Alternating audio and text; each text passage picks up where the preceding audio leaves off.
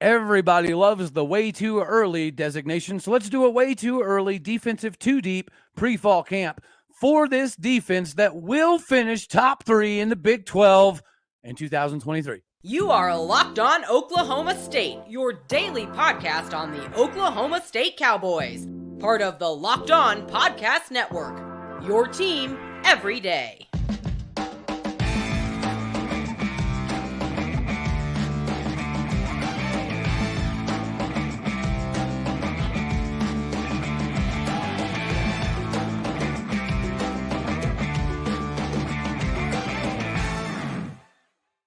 Howdy, y'all, and hello, all. Welcome back to Locked On Oklahoma State, your daily stop for all things Cowboy and Cowgirl related. My name is Cody Stovall. I want to thank you kindly for stopping by to make this your first listen here on Locked On Oklahoma State. We are available on all of your podcasting platforms as well as visually on YouTube. You can find me personally on Twitter at AllDayOState. Today, we are brought to you by Birddogs because they're the bee's knees of all clothing brands right now. So, last season, Oklahoma State defense finished ranked 8th in totals in the Big 12. Not a good metric to live by, especially whenever you consider the previous year Oklahoma State finished number 1 in the Big 12 and top 5 in almost every defensive category you can physically possibly imagine. So is it too bold of a cliff to jump off of to say that this defense will be better than 2021's defense? Well, absolutely. That would be a suicidal type of jump off the cliff, right? But I do know that we're going to be considerably better. So let's break down a little bit of why and the depth chart that will allow us to do so. And we'll kind of break down some of the stats behind last season compared to 2021 and figure out where in the middle ground I think we're going to end up landing this year from a statistical perspective. All right, so first is first, I'm not going to do the designation just for simplistic purposes of whether it be the rover or the bandit safety, right? We're just going to do like old school free safety, strong safety, and then we'll call like, the nickel safety basically being the new Kendal Daniels, right? There's one. Already let that out of the bag. All right, so the irony here is, I'm just going to prerequisite this. I'm going to leave off some names, which we'll get to the end, and I think it's an indication of how good we are, not an indication of that individual or those individuals not necessarily living up to the billing at the moment, right? So first of all, in the quintessential type of free safety style of role, I definitely think that there's no way we keep Ladarius Webb Jr. off of the field. He could start it at cornerback. Like, legitimately speaking, he would probably start opposite of Corey Black, over Cam Smith, over Ken Harris, over Cam Epps.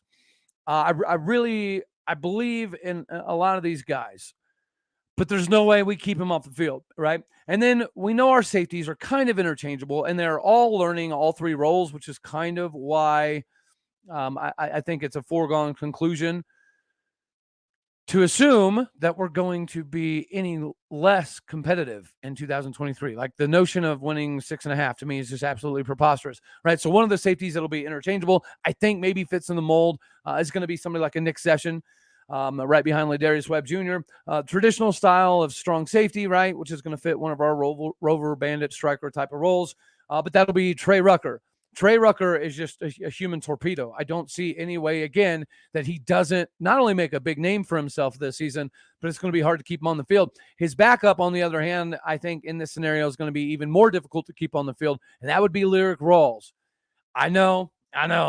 Lyric's going to play a lot of snaps, and really, I manipulated this 7 ways from Sunday to try to make sure that he was in the starting rotation. But again, I don't see how you keep Ladarius Webb Jr.'s speed, athleticism, and knowledge off the field. So I do think Lyric will be a healthy rotational piece on a very consistent basis. Somebody that we already know is not going to come off the field very often.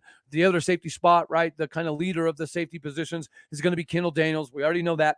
Behind him, I do think Ty Williams is somebody that, again, some of these safeties are interchangeable between the 3 spots. But Ty Williams, I think, is definitely going to get some play this year, so he's worth mentioning here. So we have 3 linebackers now, right? This 3-3-5, which is, again, the base 4-2-5 with that kind of stand-up Von Miller style of linebacker. Clearly, Xavier Benson is the leader of the defense. He's the guy who kind of got the locker room re-engaged coming into the spring. He's going to step up. He's going to fill a void. And we're going to go over some of the tackles and statistics from last season on him as well and how we can see him improving this coming season. And then behind him, Jeff Robertson.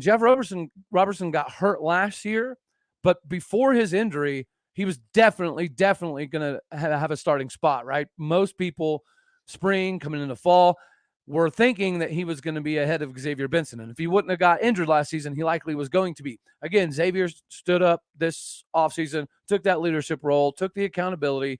He knows what he's doing. He knows how to get it done. And I think he's going to have a good season. But Jeff Robertson is going to be somebody that plays a significant amount. All right, middle linebacker style of role, right? The old school Bryan Urlacher, we've talked about the Dan Campbell chew your knees off guy. That is Justin Wright.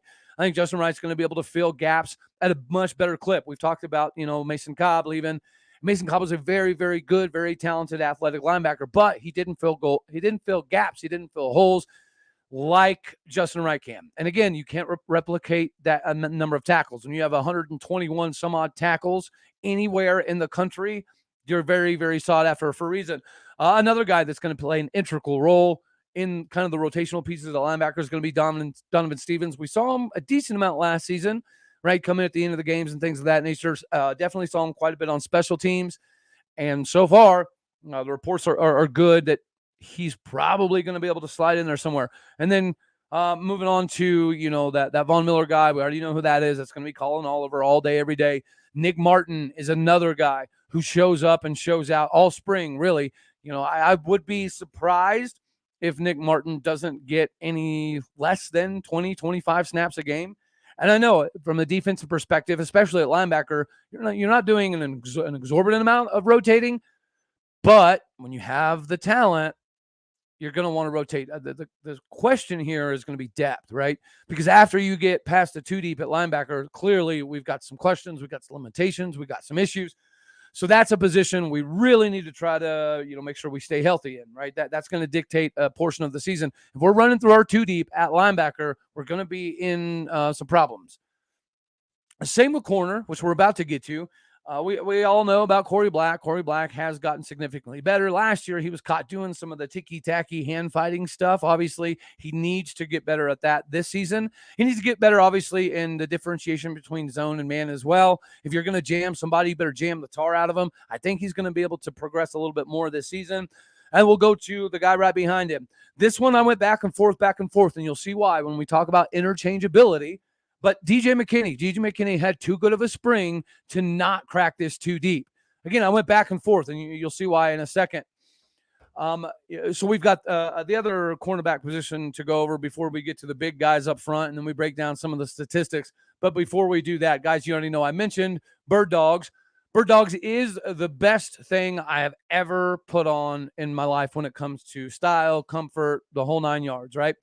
And what really makes the difference with Birddogs as opposed to most everything else, other than the comfort, obviously, is the fact that these are a stretchable khaki style short, and it's designed for like the slimmer style fit in the thighs.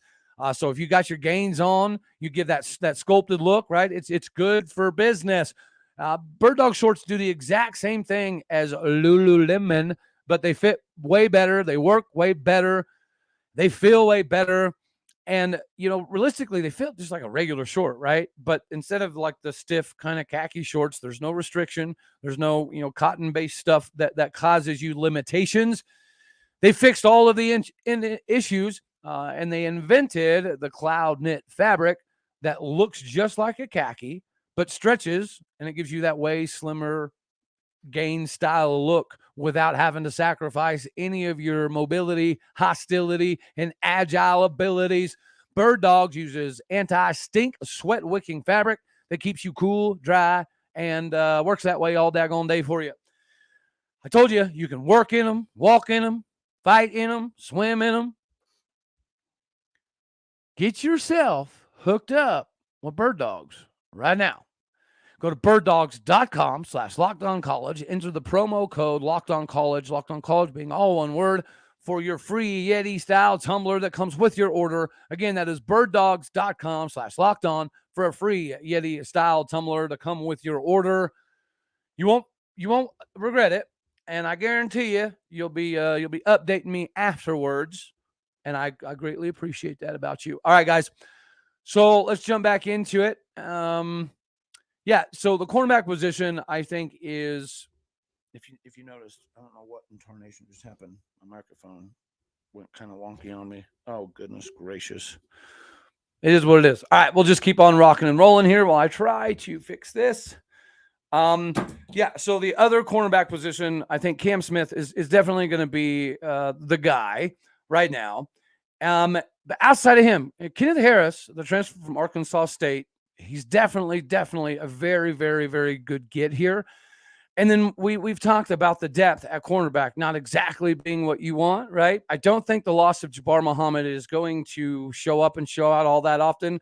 Just what we've talked about before with the Ladarius Webb Jr.'s ability to slide in and out and the depth that we have at safety, we're going to be fine, right? We don't even have the conversation about some of the guys that we know will be getting a significant amount of playing time. All right, so let's jump over the defensive end spot. This is kind of like corner where I don't think we're very deep.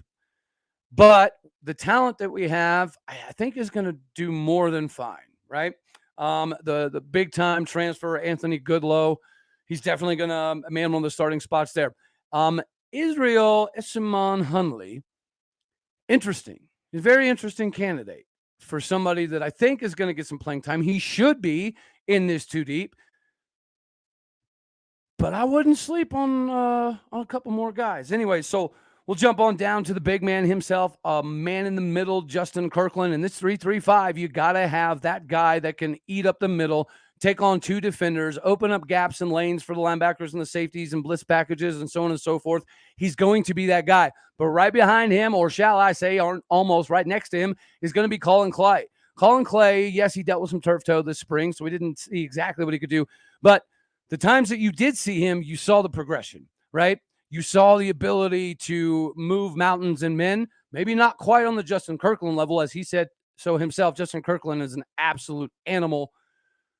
But when Justin Kirkland needs a breather, we're going to be just fine. And we've got some more to talk about here. We'll go to the other defensive end spot. I think Cody Waltersheed is somebody that probably should carve out this role. But I really like what I've been seeing out of Nathan Latu. I like what Nathan Latu provided in the bowl game. So I think those two individuals will definitely be battling it out there. If I were to bet money right now, I would probably say Nathan Latu, although Cody Waltersheed is probably a pretty good option here as well. All right. And then we'll jump into some of the guys that we didn't exactly get to, like Cam Epps. Cam Epps is too good to not play, right? I don't see any way that we don't get him on the field as much as possible. We've been hearing a lot about Deshaun Buckner, to Kelvin Beeman. These are some of the guys, right? This is the interchangeable part. Are we super deep at cornerback? No. But we've got several DBs that could easily slide over to corner, like Ladarius Webb Jr. So somebody like a Cameron Epps could do a multitude of things. Jordan Reagan, he's played corner, played safety. He knows how to do a little bit of everything as well. And the versatility is going to show up. Now, again, the depth might be a little bit of a concern, but the versatility should be able to mask that. The interchangeable parts that we have at safety, it's not the same at linebacker, but as far as the backups go, I do think that they're all simultaneously learning a couple different spots to be able to move in and out when need be. So the versatility here is going to be something that shines through in this season for me. We also got a few guys that, I think Deshaun Brown at defensive end is going to end up carving out a nice little role this season. I don't know that he's going to be a starter right out of the gate, and I can't guarantee he cracks it too deep, but I have a really strong feeling that he's going to. Throughout the course of the season, I think we see more and more and more Deshaun Brown before he kind of starts coming into his own.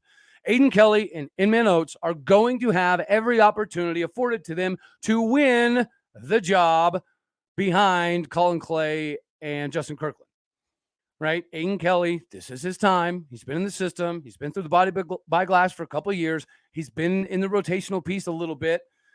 And Inman Oates looks good.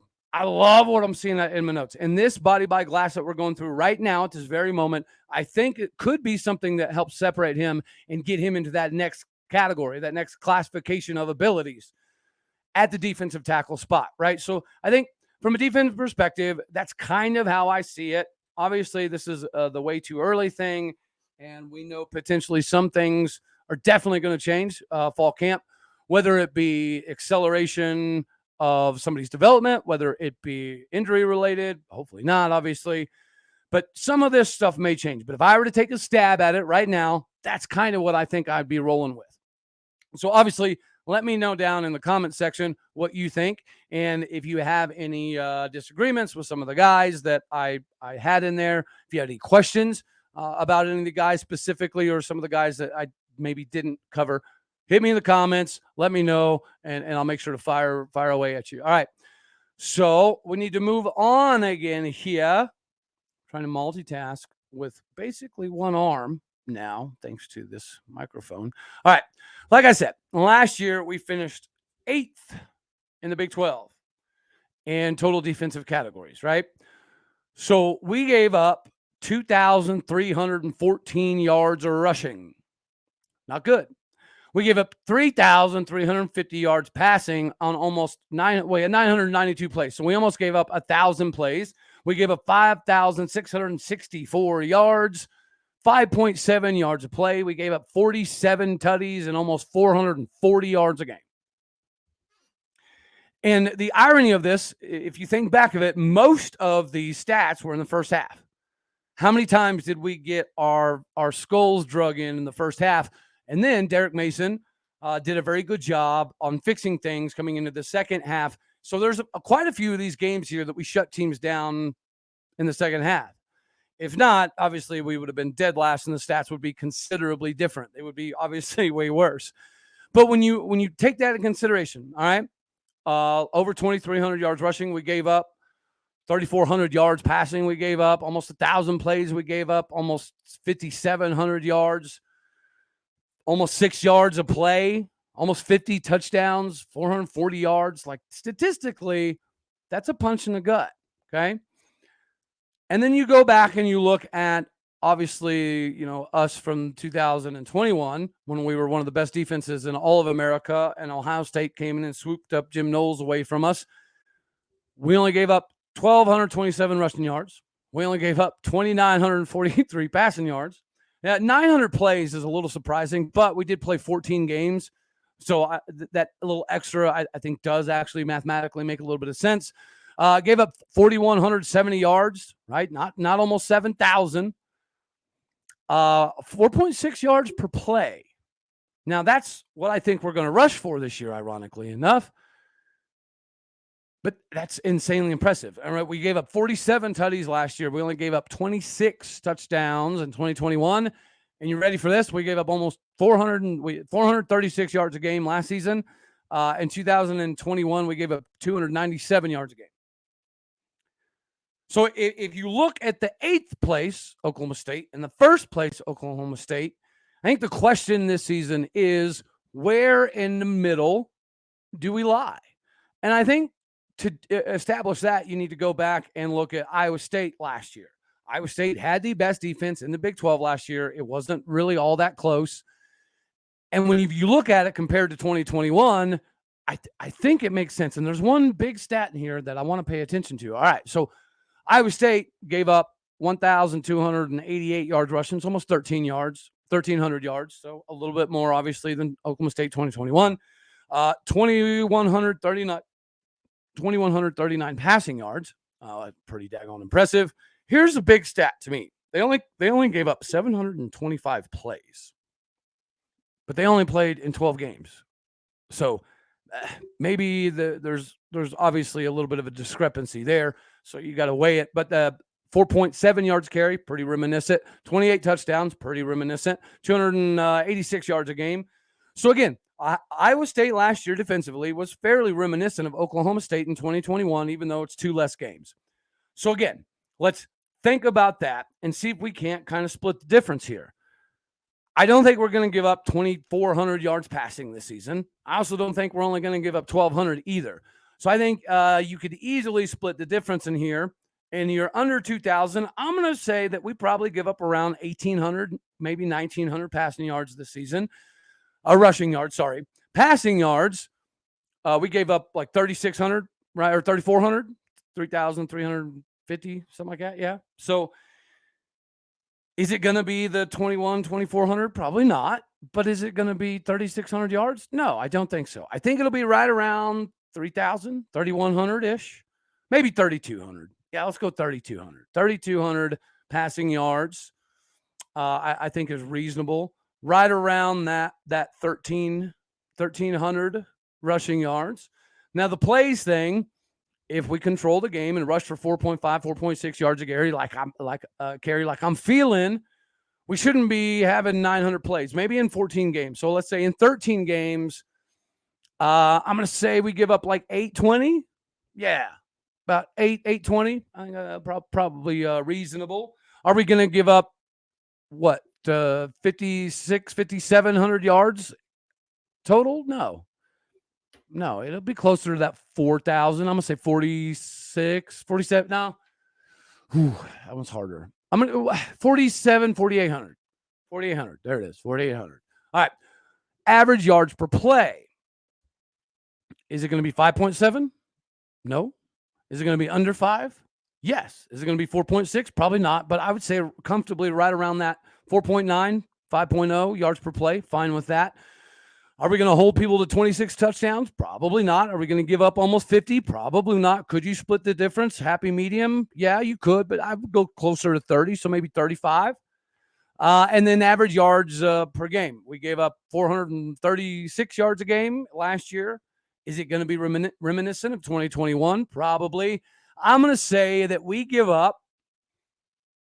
around 380. Yeah, we're going to give up about 380 a game.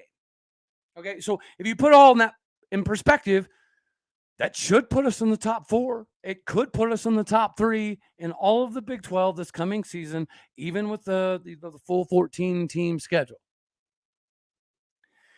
It's just too much positivity right now. There's too much buy-in right now. There's too much talent right now.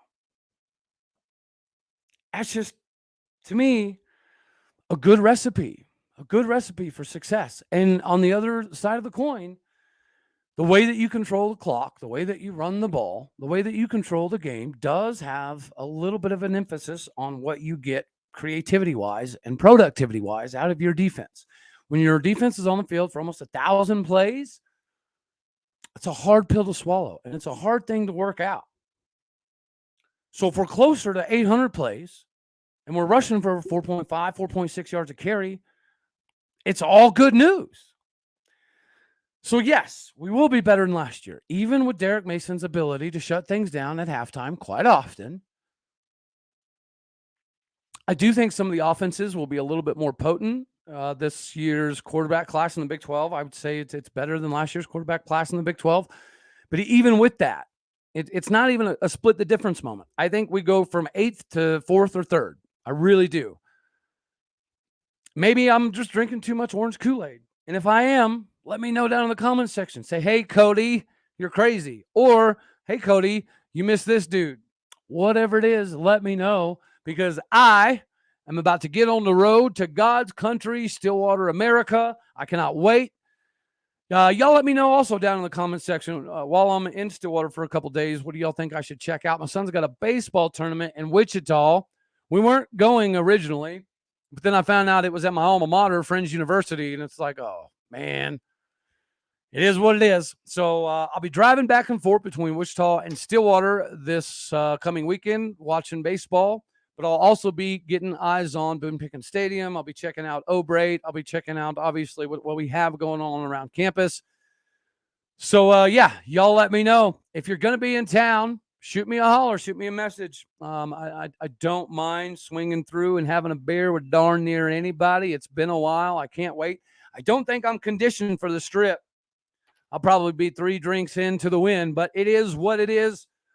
I'm prepared for this drive. I'm excited. I cannot wait to get back to God's country. You guys holler at me. Let me know what I missed, what I got right, what I should add, what I should subtract, and what y'all have going on this weekend. If you're going to be around God's country, let me know. All right, y'all. As always, I love you. God bless. Go Pokes. There went the rest of the mic. All righty. Bye now.